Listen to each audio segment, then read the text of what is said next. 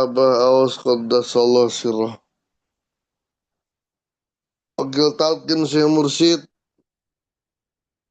Bapak Kiai Mahya Al-Bukhari, Bapak Kiai Haji Mustafa Al-Maduri, Bapak Kiai Haji Anang Asy'ari, Pemangku Hajat Bapak Haji Ahmad Miroji, Budaya Pak Priyatno, Bunda Dr. Sari, Ikhwan, Akhwat yang dirahmati oleh Allah Subhanahu wa Ta'ala.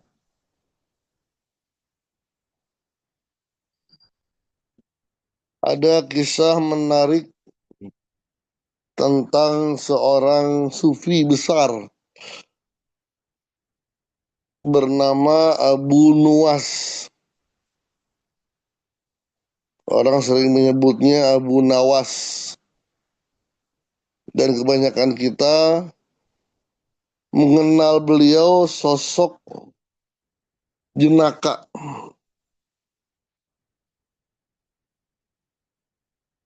Sosok yang lucu. Tapi beliau dalam sejarah yang hidup pada zaman Abbasiyah. Pada zaman Harun Ar-Rasyid. Wafat sekitar 198 Hijriah. Sejaman dengan Syekh Ma'ruf Al-Karhi. Dan sejaman dengan Al-Imam Asy-Syafi'i. Beliau dikenal dengan syair khumari. Penyair-penyair yang dekat dengan minuman keras. Bahkan Al-Imam Asy-Syafi'i pernah berjanji tidak akan menyolati jenazah Abu Nuwas. Karena beliau terkenal seorang yang ahli fikih, seorang yang ahli ilmu syariah. Pendidikan awal oleh ibunya, beliau lahir di Damaskus. Lalu ketika bapaknya meninggal dunia, ibunya membawa ke Baghdad. Kota Baghdad yang pada saat itu merupakan ibu kota dari dinasti Abbasiyah. Golden Age, di mana pada saat itu terkenal dengan kejayaan umat Islam. Banyaknya ulama-ulama, ilmuwan-ilmuwan yang muncul. Dan rata-rata mereka berdomisili di Baghdad. Dibawalah Abu Nuwas ke sana dan dipesantrenkan, dititipi oleh orang-orang alim, sehingga beliau terkenal dengan kealimannya. Tapi beliau dikenal dengan orang-orang yang dekat dengan dunia hitam.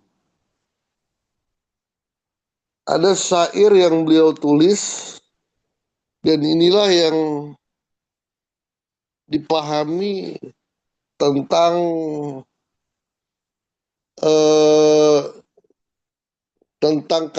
tentang sifatnya Abu Nuwas, tapi mendapatkan pemahaman yang berbeda ketika beliau sudah meninggal dunia.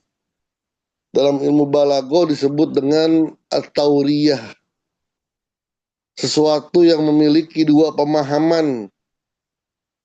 Ada pemahaman qorib, ada pemahaman bait, konotasi dan denotatif.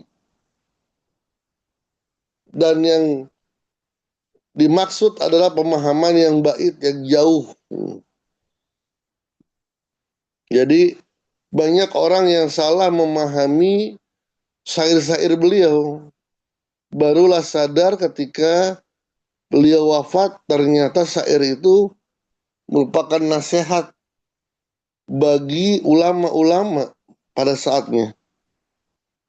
Ini biasa yang dialami oleh kaum sufi. Banyak mereka yang perkataannya disalahartikan. Maka dalam istilah balago disebut dengan at-tauriyah. Contohnya tauriyah itu dari perkataan Abah itu, Rocky Gerung adalah Rasulullah. Itu maknanya tauriyah. Rasulullah itu orang memahami ya sosok utusan Allah, manusia, laki-laki yang mendapatkan wahyu. Itu pemahaman yang dekat. Ada pemahaman yang jauh. Rasulullah itu adalah setiap makhluk yang menyampaikan ilmu-ilmu Allah, menyampaikan kebesaran Allah, itu namanya Rasul, utusan. Seperti apa mengatakan angin ini adalah Rasulullah. Angin ini angin yang besar mengingatkan orang tentang Allah. Itu namanya Rasul. Banjir Rasul mengingatkan orang tentang eh, kebesaran Allah. Begitu pula Dr. Rocky Gerung yang selalu menyampaikan orang untuk berpikir. Itu salah satu Rasul, namanya Tauriyah.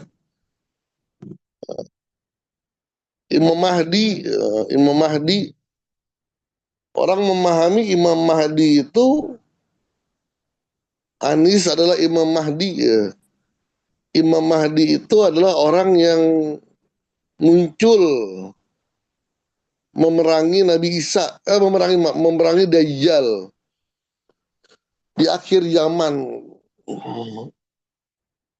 Sosok manusia, tapi ada makna tauriyahnya, makna jauhnya. Imam Mahdi adalah orang yang memberikan petunjuk kepada Allah. Jadi setiap orang yang memberikan petunjuk ya dia itu Imam Mahdi. Tapi mana jauh. Itu namanya tauriyah. Mari kita lihat syair dari Abu Nuwas yang dipahami berbeda ketika beliau sudah meninggal dunia. Da'il masajida lil ubadi taskunuha watif bina haulal khimari liyuskina maqala rabbuka wailul lillazina sakaru walakin qala wailul lil musallina. Da'il masajida, jauhilah masjid, lil ubadi taskunuha, yang dijadikan oleh al-ubad, para ahli ibadah, taskunuha, untuk beribadah di dalamnya. Watif bina haulal khimari haulal khumari liuskina. Watif dari taufa, berkelilinglah, duduklah bersama kami, haulal humar, di sekitar minuman-minuman keras, liuskina, untuk memberikan minum kepada kami. Maqala rabbuka wailul lillazi sakaru. Tidaklah Allah berfirman, celakalah bagi orang-orang yang mabuk. Walakin qala wailul lil musallina. Celakalah bagi orang-orang yang mengerjakan sholat. Jadi pemahaman yang dapat dilihat dari syair ini, Abu Nuwas pertama mengajak kita untuk meninggalkan masjid. Yang kedua, tidak mengikuti para ulama-ulama, para ahli ibadah yang banyak tinggal di masjid, yang banyak berkumpul di masjid. Yang ketiga, mengajak orang untuk berkumpul di kedai-kedai, kafe-kafe, yang di situ ada minuman-minuman keras. Yang ketiga, berdalih. Yang keempat, berdalih. Allah itu tidak pernah berfirman wailul lillazi sakaru. Tidak pernah menghardik, tidak pernah mengatakan wail, celakalah orang-orang yang mabuk. Tapi Allah mengatakan wailul lil musallin. Wailul lil musallin. Alladzina hum fi salatihim sahun. Celakalah bagi orang-orang yang sholat. Ini yang dipahami oleh sebagian besar umat Islam pada saat itu. Sampai banyak yang membenci Abu Nuwas, termasuk Al-Imam As-Syafi'i. Tapi ketika beliau meninggal dunia, Abu Nuwas meninggal dunia, didapati di kantongnya tulisan sebuah syair yang diyakini ditulis sebelum dia meninggal dunia. Dan syair itulah menggambarkan siapa itu Abu Nuwas, makom Abu Nuwas, kemuliaan Abu Nuwas. Apa isinya? Ya Rabbi, in azumat zunubi kasratan. Ya Rabbi, in azumat zunubi kasratan. Falaqad alimtu bi anna afwaka a'zamu. In kana la yarjuka illa muhsinun. Fabiman yaluzu wa yastajirul mujrimu. Ad'uka Rabbi kama amarta tadarruan. Fa iza radatta yadi faman za yarhamu. Mali ilaikal wasilatun illa raja wa jamilu afwika summa inni muslimu.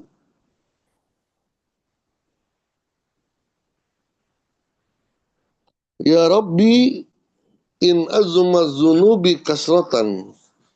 Ya Allah, sekiranya besar dosa-dosaku,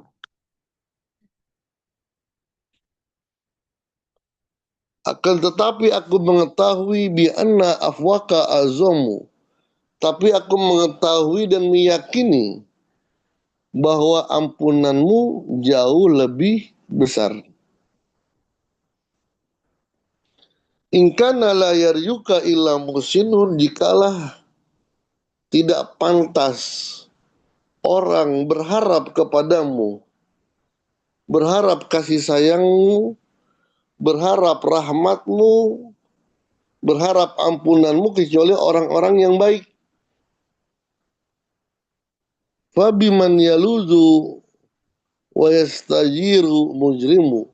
Maka kemana lagi, ke siapa lagi akan meminta perlindungan orang-orang yang melakukan dosa.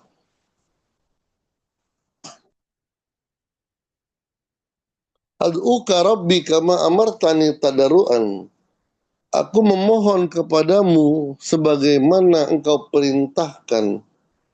Dalam berdoa itu tadarru, merasa dirinya hina.